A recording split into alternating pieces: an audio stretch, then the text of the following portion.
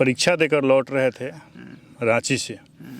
Maurya express वो train थी और उस ट्रेन में भगदड़ हुई। मैं गेट पे था और धक्का दिया लोगों ने। मैं बचने का कोशिश किया लेकिन मैं बचा नहीं और ट्रेन के नीचे चपेट में आ गया और ऑन स्पॉट मेरे दोनों पैर कट गए।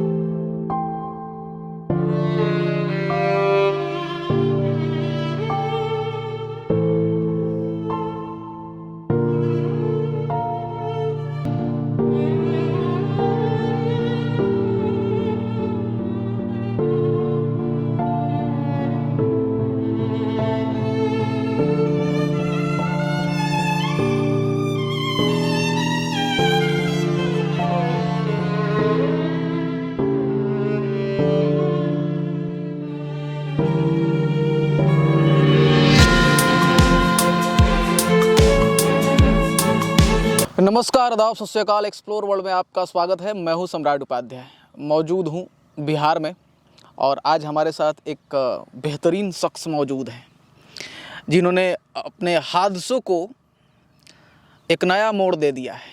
संदीप जी हैं, बिहार से हैं। इंट्रोडक्शन मैं दे देता हूं और ये अब डॉक्टर संदीप हैं। संदीप जी, आपका स्वागत है एक्सप्लोर वर्ल्ड में। बहुत बहुत धन्यवाद। देखिए, एक्सप्लोर वर्ल्ड को भी मैं दिल से धन्यवाद करना चाहूँगा क्योंकि आज जिस तरह से हम जिस जगह पे आकर के आपके बीच ये संदेश लोगों के बीच शेयर कर रहा हूँ, मुझे बहुत प्रसन्नता महसूस हो रही है क्योंकि ये गंगा का किनार है और माँ गंगा के गोद में समझिए कि मैं बैठा हुआ हूँ। मुझे बहुत अच्छा लग रहा है और लोगों से संदेश करते हुए भी बहुत अच्छा लग रहा है। अच्छा, हादसा मैंने जो कहा वो सच है? जी बिल्कुल सच है। अच्छा, वो कौन सा हादसा था? वैसे तो मैं जानता हूँ लेकिन जो मेरे ऑडियंस हैं उस हादसे से अनभिज्ञ हैं। ज़रा उस हादसे के बारे में थोड़ी बताइए, चर्चा की जाए।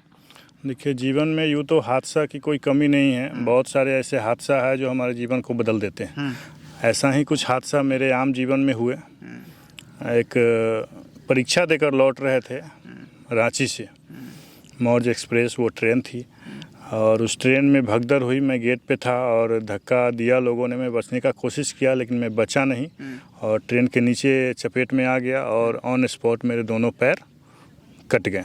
और एक अच्छे खासे पर्सनालिटी से मैं मतलब विकलांग इंसान हो गया और डिजेबल्ड के रूप में उस वक्त से मैं देखा जा रहा हूँ। लेकिन मतलब वो ज़िंदगी मेरी एक मतलब ये कहते हैं ना कि अच्छी पर्सनालिटी है। कोई कहता है ना कि अच्छा पर्सनालिटी है, तो अच्छे पर्सनालिटी के साथ अगर देखा जाए तो मैं मतलब जी रहा था और वहाँ पर एक विकलांगता का रूप लेकर के मेरे साथ आ गया कि भाई अब तो तुम विकलांग हो गए, चल नहीं पाएंगे। तब एक पैर है मेरा, यहाँ देख रहे होंगे, तो पैर के बारे में मैं नहीं जान रहा था। अमूमन देखते होंगे कि जो सुविधाएं हमारे पास अभी उपलब्ध होती है हमारे घर में, हमारे सोसाइटी में, हम जो वही देख करके ही जी रहे होते हैं। तो जो हमारे पास है ही नहीं, हमारे सोसाइटी में कभी हुआ ही नहीं, तो हम उस चीज़ को कैसे देख पाएंगे। तो हमारे सोसाइटी में इस चीज़ की सुविधा नहीं थी, तो हम तो बिल्कुल ही समझिए कि मतलब मर चुके थे। अपना पैर खो करके कोई कैसे ज़िंदा रह सकता है। तो मैं वही सोच रहा था कि अब तो समझिए कि मेरी ज़िंदगी ख़त्म है, मैं जी क्यों रहा हूँ। तो समझिए कि आत्महत्या करने का कोशिश किया लेकिन मैं बच गया। ये कब की बात है? 2010 के 19 मई को ट्रेन दुर्घटना हुई थी और 3 महीने लगभग एक सप्ताह के बाद मुझे होश आया था। अच्छा, हाँ। वो कौन सी ट्रेन थी? मौर्ज एक्सप्रेस थी। अच्छा, हाँ, रांची से लौट रही थी और मुजफ्फरपुर में ये घटना हुई थी आउटर सिग्नल पे। अच्छा, और घटना का कारण क्या था? भीड़ बहुत ज़्यादा थी। मतलब सुबह का समय था तो मुजफ्फरपुर से थोड़ा सा आगे पड़ता है। रांची से जब लौटते, गोरखपुर से हटिया तक जाती है वो ट्रेन, गोरखपुर हटिया उसका नाम है ट्रेन का। तो रांची से मैं चढ़ा था और मुजफ्फरपुर के आगे थोड़ा एक गुरौल पड़ता है, तो वहाँ मुझे उतरना था गुरौल में। तो मुजफ्फरपुर आया तो मैं सो रहा था, तो उठा सुबह में 7 बजे कि भाई कहाँ पहुँचे। तो गेट पे गए तो वहाँ पे जो फ्रेश होता है ना, लोग मुंह पे पानी मारता है, तो मुंह पर पानी मार करके हम गेट पे खड़े हो गए। गेट पे खड़े हुए ट्रेन खुल गई। उस दरमियान हम जैसे ही सीट पे जा करके बैठने का कोशिश किए, वैसे ही लोग भाग रहा था। उसी धक्का मुक्की में हमको बचना पड़ा कि भाई गिर जाएंगे तब तो मर जाएंगे हम। एक 10th या 12th का जो बच्चा सोचता है वो हम बता रहे हैं उस वक्त की सिचुएशन। तो गिरता है तो मर जाता है। तो हम बचने के लिए साइड का पौधान होता है, देखते होंगे ट्रेन में, तो वो पकड़ लिए और हाथ भींगा हुआ था, स्लिप कर गया सो नीचे चले गए। ऑन स्पॉट मेरे दोनों पैर कट गए। लगभग 3 घंटे लगभग हम वहाँ खड़े रहे। मेरे पास एक कीपैड मोबाइल हुआ करता था। तो मैं एक फ़ोन इस उम्मीद से कर दिया कि कम से कम लाश मिल जाएगा घर वाले को और दाह संस्कार कर लेंगे। वो इसलिए ये उम्मीद थी कि लाश मिल जाएगा क्योंकि गुरौल जो रेलवे स्टेशन है वहाँ से लगभग नज़दीक ही मेरा घर है। तो जो ट्रेन से गिरते थे हमारे यहाँ बचते नहीं थे। तो मैं भी ट्रेन से गिरा था और मेरे दोनों पैर कट चुके थे। तो मेरे दिमाग में इतना चल रहा था कि अब मैं तो बचूंगा तो नहीं, कम से कम ये होगा कि घर में कम से कम लाश मिल जाएगा तो दाह संस्कार करने का मौका परिवार वालों को मिल जाएगा। इस आश्वासन में मैंने एक फ़ोन कर दिया कि मेरे साथ ऐसा ऐसा हादसा हो गया है, मैं यहाँ हूँ। उसके बाद लगभग बातें फैल गई। बगल में ही मेरे रिलेशन के बहनोई लोग रहते थे, बहुत सारे लोग आ गए, मेरे गांव से लोग आ गए। 3 घंटे बाद ऑन स्पॉट मुझे उठा करके ले गए। लेकिन बहुत दुखद बात है उस वक्त की, ये मैं कहना चाह रहा हूँ कि अभी तो सरकार इसमें बदलाव लाया है। जैसे पहले क्या था कि एक्सीडेंटल लोगों को आप अस्पताल ले जाते तो आप ही को पकड़ा जाता कि आप कहाँ से लाए हैं, क्या किए, आप ही पर सवाल उठने लगता, आप ही पर केस हो जाता था। लेकिन अभी इसको सरकार बदल दिया है। उस वक्त कोई मुझे उठाने नहीं आ रहा था, इसी डर से कि मेरे साथ कुछ हो जाएगा। और देखिए जब लोग उठा करके मुझे लेके गए तो मुजफ्फरपुर शहर की बड़े अस्पताल, सरकारी अस्पताल मुझे एंट्री लेने से मना कर दिया। देखिए मरने वाले को बचाने वाला बहुत कम लोग होता है और जो बचाता है वो ईश्वरीय रूप होता है। तो जो भी मुझे ले करके गए, परिवार, समाज या सोसाइटी के लोग या रिलेटिव लोग, जो भी लोग थे वो समझिए मेरे लिए ईश्वरीय रूप थे और मुझे लेके गए। फाइनली 3-4 घंटे के बाद मुझे SKMCH मुजफ्फरपुर में लेके गए और वहाँ पर जो है रात के 2 बजे तक वहाँ ट्रीटमेंट हुआ। सुबह 8 बजे ये हादसा हुआ और रात के 2 बजे तक वहाँ जो है ट्रीटमेंट चला। और रात के 2 बजे मुझे उल्टी हिचकी आनी स्टार्ट हुई। मतलब समझिए कि जब इंसान की उल्टी हिचकी आनी शुरू होती है, फिल्मों में देखते थे हम, लेकिन मेरे साथ होगा ये मैं कभी नहीं सोचता था कि उल्टी हिचकी जब आनी शुरू हुई तो मुझे लगा कि अब तो मेरी कहानी ख़त्म है। ये कहानी मैं सुना हुआ बता रहा हूँ क्योंकि उस वक्त मुझे होश नहीं थी। जब उल्टी हिचकी आनी मेरी शुरू हुई तो समझिए कि कहानी उस वक्त ख़त्म रहता है। लेकिन उस वक्त कोई ऐसा अस्पताल वहाँ सामने आया, कोई लेकर के, उस डॉक्टर का नाम मैं नाम उनका लेना चाहूँगा, Maa Janaki hospital and research centre है, डॉक्टर धीरेन्द्र प्रसाद और वीरेंद्र शर्मा जी, वो दोनों लोगों ने इस चीज़ को वेरीफाई किया उतनी रात को कि भाई कौन है पेशेंट, उनको लेकर के आइए, देखने के बाद मैं कुछ बताऊंगा। उतने रिसोर्स के साथ, आप जानते होंगे कि PMCH एम्स में 2 बजे रात को कौन देखेगा भाई। तो उस डॉक्टर को उसके नींद में परेशान करके वहाँ पर वो पेशेंट को दिखाया गया कि ये स्थिति है। और उस स्थिति में उन्होंने बताया कि 40 यूनिट ब्लड इस बच्चे को लगेगा। अगर उपस्थित करवा सकते हैं, ब्लड उपलब्ध करवा सकते हैं तो मेरे यहाँ रखिए, नहीं तो लेके जाइए इसको जहाँ लेके जा सकते हैं। तो देखिए मैं धन्यवाद करता हूँ और दिल से सर झुका करके उनको प्रणाम करता हूँ। मेरे सोसाइटी के लोग, रिलेटिव या परिवार के लोग, जो भी लोग थे, साथी लोग, सभी लोगों ने कहा 40 नहीं मैं 50 यूनिट ब्लड उपलब्ध करवा दूंगा, लेकिन ज़िंदगी इसका बचना चाहिए। तो डॉक्टर साहब ने ये जवाब दिया कि मेहनत मेरा और किस्मत इस बच्चे का। डॉक्टर ये बात कह करके मुझे एक्सेप्ट किया कि मेहनत मेरा और किस्मत इस बच्चे का। तो मेरे किस्मत में लिखा हुआ था कि मेरी ज़िंदगी बचेगी। और फाइनली उस स्थिति में जा कर के भी मैं 1 सप्ताह के बाद मुझे होश आया और मेरी ज़िंदगी बची हुई थी। उस वक्त जब मैं खड़ा होना चाहा तो मुझे लगा कि अरे मेरे तो पैर ही नहीं है। जब होश आई तो मतलब उस वक्त दंग रह गया था, मतलब गजीब स्थिति थी मेरी वहाँ। लेकिन फिर भी चलिए, हम बहुत शुक्रगुजार हैं उन लोगों का जिन लोगों ने मेरी ज़िंदगी बचाई और जिस वजह से मेरी ज़िंदगी बची। तो जब ज़िंदगी बची तो मुझे लगा कि अब मैं जीवित ही क्यों हूँ। तब तो मुझे कृत्रिम पैर का कोई आइडिया ही नहीं था। जो आर्टिफिशियल पैर लगा करके अभी मैं चल रहा हूँ उसका तो मुझे कोई आइडिया ही नहीं था। तो मैं आत्महत्या करने का कोशिश किया कि मुझे अब जीने का मन नहीं कर रहा है। और उस वक्त की जो सिचुएशन थी मेरे घर की, मतलब 6 महीना पहले मेरे बहन की शादी हुई थी। 6 महीना पहले बहन की शादी हुई और आप बैंकर मेरे भनोई हैं, मेरे भनोई बैंकर हैं, और एक बैंकर लड़का खोज करके किसी बाप को अपनी बेटी को विदा करने के लिए आप सोच सकते हैं कि कितनी बड़ी रकम का जो है ये करना पड़ता है, खर्च करना पड़ता है शादी में। तो व्यवस्था भी उसी तरह से करना पड़ता है, लड़के वाले के लिए तिलक भी उसी तरह से दिया जाता है और मैनेजमेंट भी उसी तरह से होता है। तो बहुत सारे पैसे मेरे घर से निकल चुके थे, 6 महीने ही हुए थे शादी को, और उसी दरमियान मेरा हादसा हो गया। तो लगभग समझिए कि पैसा मेरे घर में नहीं था, लेकिन मेरे पिताजी निस्वार्थ रूप से आज तक ज़िंदगी जीते आए हैं और जीते हैं अभी भी, और एक आम इंसान है, किसान है, किसी से कोई उम्मीद नहीं। यूँ तो समझिए कि मतलब शहर के सबसे बड़े बिल्डर, शहर के सबसे बड़े वेटफुल लोग, शहर के बहुत बड़े पैसे वाले लोग मेरे पिताजी के साथ बैठते उठते थे, लेकिन वहाँ से कोई एक्सपेक्टेशन ना रख कर के साथ में बस दोस्ती की ज़िंदगी जी रहे थे। और वही दोस्ती उस दिन मेरे साथ खड़े हुए, और जो लोग कभी सुई नहीं लिए हुए थे, सिर्फ दवा से अपना ट्रीटमेंट करवा रहे थे, वो लोग आ कर के मेरे लिए ब्लड डोनेशन करके गए। तो ये मैं क्या कहूँ, ये तो मेरे पिताजी का ही कमाई है ना, उनका ही दिया हुआ ज़िंदगी है ना कि मेरे को ज़िंदगी मिल गया। नहीं तो ऐसे ऐसे लोग किसी को ब्लड, आज मैं ब्लड डोनेशन का काम कर रहा हूँ, बहुत सारे लोगों को कहते हैं तो लोग इग्नोर कर देते हैं, और ऐसे ऐसे लोग जो कभी सुई नहीं लिए वो ब्लड डोनेशन क्यों करेंगे। तो ये मेरे पिताजी का निस्वार्थ भाव का दिया हुआ ज़िंदगी है कि मेरी ज़िंदगी आज बच गई। अच्छा, ये बताइए, ये सब तो ठीक है कि आपके हादसे का एक पार्ट रहा, आपने इस सब को कम करते हुए, ओवरकम करते हुए अपनी नई शुरुआत कब से की? आपने जो अपना काम किया है, बहुत सारा आप काम करते हैं, उसके बारे में थोड़ी चर्चा की जाए। देखिए, जब मैं आत्महत्या करना शुरू किया था उस वक्त कि मैं अब मुझे जीना नहीं है, मरना है, तो उस वक्त जब ज़िंदगी बची तो मुझे लगा कि मैं जी ही क्यों रहा हूँ। तो मुझे कुछ दिख नहीं रहा था। उस वक्त मेरे एक दोस्तों ने मुझे एक वीडियो दिखाया अरुणिमा सिन्हा का। अच्छा। तो अरुणिमा सिन्हा मेरे जैसे ही स्टेटस में थे, उनके साथ भी ट्रेन हादसा हुआ था, वो भी आर्टिफिशियल लिम्ब के साथ जी रहे थे।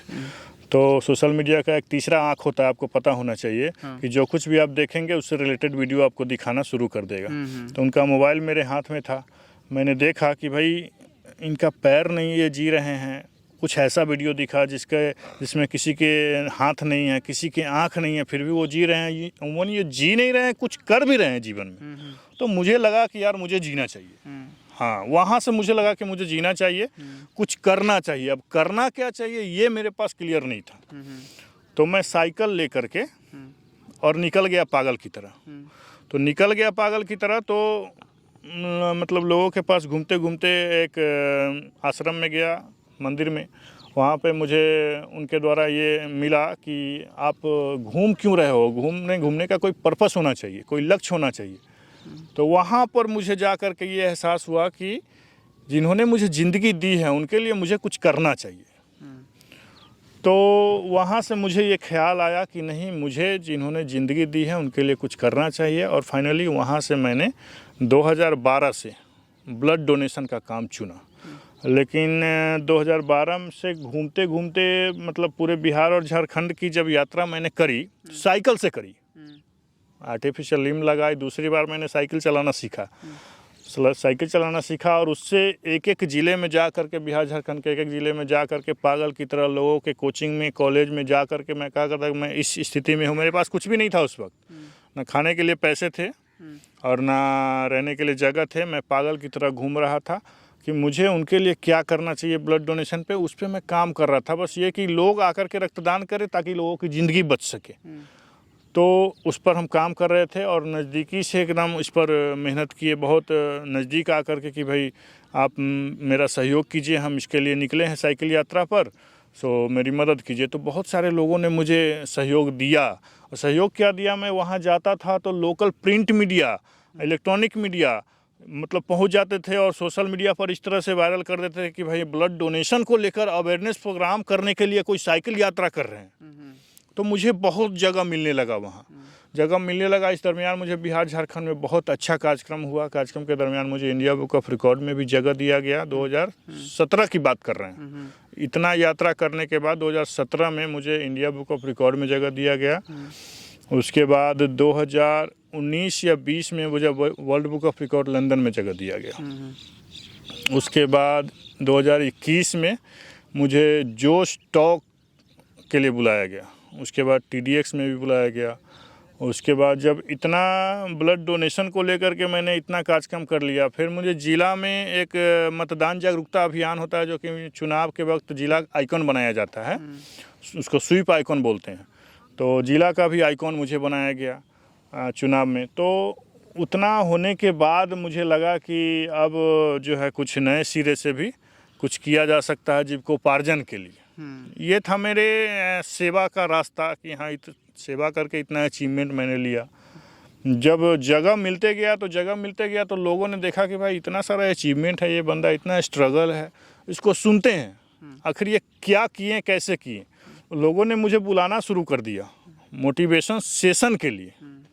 और जब मुझे मोटिवेशन सेशन के लिए बुलाना शुरू कर दिया तो पहले तो मैं फ्री में जाया करता था, साइकिल से जाया करता था। लेकिन जब लोगों ने मुझे पैसे देना शुरू किया तो मेरे पास सुविधा आ गई, स्कूटी गाड़ी वगैरह लिया, तो मैं गाड़ी से जाने लगा और मुझे एक प्रॉपर उसका फ़ी मिलने लगा। और तब मुझे लगा कि मैंने कुछ किया है और आज मैं एक मोटिवेशनल स्पीकर के रूप में काम कर रहा हूँ। और मेरा एक स्पेशलाइजेशन है मोटिवेशन सेशन में। देखिए मोटिवेशनल स्पीकर का क्या है ना कि लोग सिर्फ सक्सेस स्टोरी रख देते हैं और कुछ ऐसी बातें होती है जो लोगों को ऊर्जात्मक बनाती है। उस ऊर्जात्मक बातों को रख के किसी सक्सेस स्टोरी के रख करके अपना टाइम लिप्स करके निकल जाते हैं, मुझे ऐसा लगता है। अब क्या वास्तविकता है ये लोग बता सकते हैं, लोगों से पूछने के बाद। मुझे ऐसा लगता है कि वो ऐसा करते हैं, लेकिन मेरे पास क्या है कि मेरे पास एक स्ट्रगल है जो प्रॉपर है। जिस स्थिति में हूँ, मेरे दोनों पाँव नहीं हैं, उस स्थिति में हूँ। और जिस चीज़ के लिए मैंने स्ट्रगल किया है वो स्ट्रगल भी आज दिख रहा है। मुजफ्फरपुर और वैशाली का गुरौल मेरा मकान हुआ और वहाँ पर 2 ज़िले हैं, मुजफ्फरपुर और वैशाली में प्रॉपर प्रत्येक ब्लॉक में अपना कोऑर्डिनेटर खड़ा कर रखा हूँ, जिसको टीम बोलते हैं। टीम वर्क के साथ काम कर रहे हैं।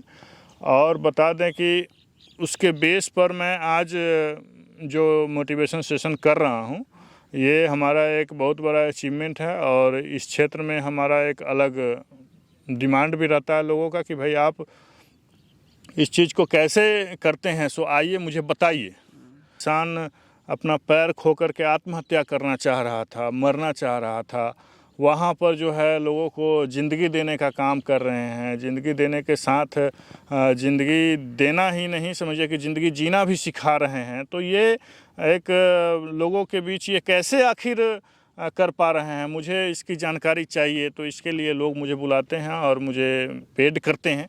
तो मुझे अच्छा लगता है कि मैं कहाँ ज़िंदगी को समाप्त करने वाला था और वहाँ से देखिए मुझे आज कहाँ से कहाँ ईश्वर ने पहुँचा दिया। तो निश्चित रूप से धैर्य के साथ अगर आप पूरे संकल्पित होकर के पूरे लक्ष्य के साथ अगर काम करेंगे आपको सफलता मिलेगी और जगह भी मिलेगी और जो आप कल्पना करते हैं उससे कई गुना ज़्यादा मिलेगा। लेकिन आपको मतलब मेहनत करना पड़ेगा, संघर्ष करना पड़ेगा।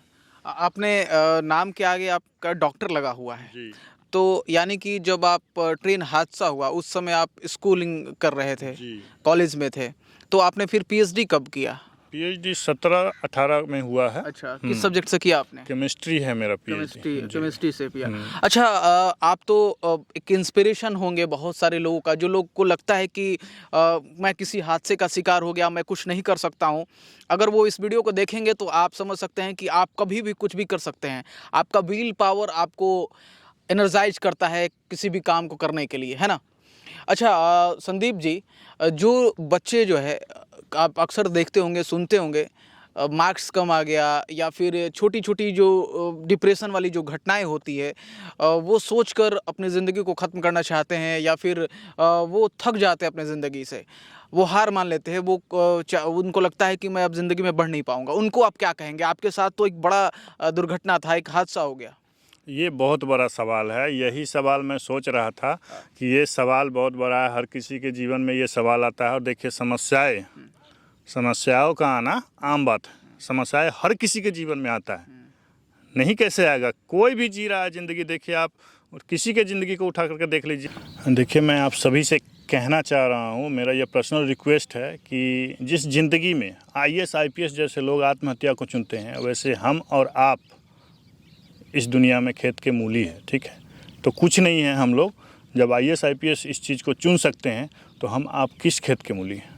इसलिए मैं यही कहूँगा कि अगर ज़िंदगी में हताश है, निराश है, अगर आत्महत्या को चुनने वाले हैं तो मैं हाथ जोड़ करके विनती करता हूँ। तो अब कैसे निकलेंगे वो कला हमारे पास है, क्योंकि मैंने अपने ज़िंदगी में दोनों पाँव खोए हैं। जिस पर लोग ज़िंदगी जीते हैं खड़े होकर के, मैं जीने लायक नहीं था, आत्महत्या को भी अपनाया लेकिन असफल रहा, और आज जी रहा हूँ, जी ही नहीं रहा हूँ, लोगों को ज़िंदगी दे रहा हूँ, जीने की राह सिखा रहा हूँ। आए लगे कि मैं अब तो हम निराश हो गए हैं, अब तो मेरे पास कुछ दिख नहीं रहा है, अब तो आत्महत्या को चुनना पड़ेगा, अब तो मेरी ज़िंदगी बर्बाद है, यहाँ से निराशा मिल रही है, वो परेशान है, ये परेशानियों का आना आम बात है, परेशानियाँ आएगी। अब आपके जीवन में परेशानियाँ आए ही नहीं तो घंटा ज़िंदगी जी रहे हैं आप। क्या बात, आप ज़िंदगी जी रहे हैं और परेशानियां ना आए, लोग परेशान ना करें, आप किसी काम को कर रहे हैं और आप परेशान ना हो, तो ऐसा हो सकता है नहीं। तो परेशानियों का आना आम बात है। इससे कैसे निकलना है, आइए मेरे साथ बैठ करके डिस्कस करते हैं। एक छोटे से अमाउंट, सर्टेन अमाउंट में, वो अमाउंट मैं बता रहा हूँ, वो अमाउंट मैं खुद के लिए नहीं ले रहा। आप आइए, और हमें नहीं लगता कि पैसा कोई वजह बनेगा। आप आइए और निश्चित रूप से हमारे यहाँ से ज़िंदगी को पा करके जाएंगे, ज़िंदगी को निराश नहीं करेंगे हम। अच्छा, हमारे चैनल के दर्शकों को क्या कहेंगे जो एक्सप्लोर वर्ल्ड में आपको कब से सुन रहे थे, आपकी पूरी कहानी को सुना उन्होंने?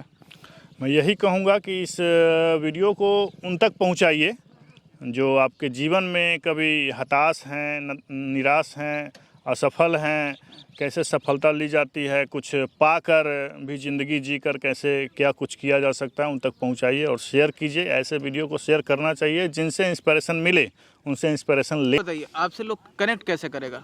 आखिरी सवाल है ये। एक नंबर है मेरा, आप एक बार कॉल करेंगे मुझे या व्हाट्सअप करेंगे। बताइए नंबर। तो 9473484825, नंबर फिर से रिपीट कर रहा हूँ, 9473484825। आप इस नंबर पे कॉल करेंगे या मैसेज करेंगे तो प्रॉपर टीम है, उस टीम के थ्रू आपको कनेक्ट किया जाएगा और शेड्यूल कर दिया जाएगा। अच्छा, आपका कोई यूट्यूब चैनल है? हाँ, यूट्यूब चैनल है, बताइए, नाम बताइए। टीम VBL करके अभी चला रहे हैं, लेकिन सोशल मीडिया पे उतना एक्टिव नहीं है, क्योंकि देखिए सोशल मीडिया पे लोग दिखाते कुछ है, करते कुछ है। अच्छा। हमारा ये मानना है कि आप ग्राउंड रिपोर्ट देखिए, आप एक बार बैठ करके देखिए कि आखिर रिपोर्ट क्या है, ठीक है। उसके बाद आप सोशल मीडिया को देखिए, क्योंकि लोग सोशल मीडिया के थ्रू किसी से कनेक्ट होते हैं, जा करके देखते हैं कि रिजल्ट नहीं, बेहतर रिजल्ट तो नहीं है, ऐसा मुझे देखने को मिलता है। कहने का मतलब आप ऑफलाइन ज़्यादा आप सेमिनार करते हैं, कॉन्फ्रेंस करते हैं ना? हाँ, ये देखिए दोस्तों, ज़िंदगी में हादसा होना तो जाहिर सी बात है कि ज़िंदगी है तो कुछ ना कुछ होगा ही होगा। किसी के जीवन में हादसे से आप सीखते हैं और कोई हादसा से पहले सीख जाता है। आज हमारे साथ जो शख्स बैठे हुए हैं, देखिए, ट्रेन हादसे में इन्होंने अपना पैर गंवा दिया, लेकिन हौसला आज भी उतना ही है। हौसले की कहानी इन्हीं की ज़बान। आशा करता हूँ कि हमारी वीडियो आपको पसंद आई होगी, स्टोरी पसंद आई होगी। अगर हमारी वीडियो अच्छी लगी हो तो इस वीडियो को ज़्यादा से ज़्यादा शेयर करें, और अगर आप संदीप जी के सेमिनार को अटेंड करना चाहते हैं, इनके सुनना चाहते हैं, लाइफ का जो एक्सपीरियंस है डिकेड्स का, वो आप समझना चाहते हैं, ज़िंदगी में कुछ करना चाहते हैं, तो इनके नंबर पे कांटेक्ट कर सकते हैं। कोई स्पॉन्सर वीडियो नहीं थी ये। एक्सप्लोर वर्ल्ड में जो हमारे गेस्ट जो अपने ज़िंदगी में कुछ बेहतर कर रहे होते हैं, उनको मैं एक्सप्लोर करता हूँ, स्किल को अपने चैनल के माध्यम से रखता हूँ। तो आप सुन सकते हैं, अटेंड कर सकते हैं सेमिनार को। बाकी हमारी वीडियो में आपकी प्रतिक्रिया का इंतज़ार रहेगा। मेरा नाम है सम्राट उपाध्याय और आप देख रहे थे एक्सप्लोर वर्ल्ड।